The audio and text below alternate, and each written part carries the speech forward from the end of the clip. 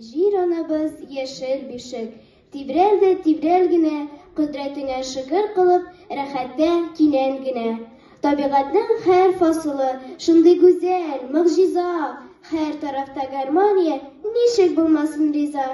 Тик кешелек ваемсыз шул, табигатьне санламый, җир анасының җитүен һич кенә дә аңламый. Булдыра алган кадәр, җир җанын ерта, талый, химия прогрессы ясап, әдәм үзен агулый. Әнә кара елдан-ел, урманда шәрәләнә, чишмә, күл һәм елгалар чүпрәкләргә әйләнә. Шакшы-сасы сулыкларда, балык, киекләр үдә, әдәм вахшилегеннән җир шары яме сүнә. Хәтта нәни бижәктән дә ага табигать җаны, тереклек фаҗигасеннән тама җир ана каны. Бу дөньяда ялгышларның була шул кайтавазы, сизәсезме җир ананың әрнүле җанавазын.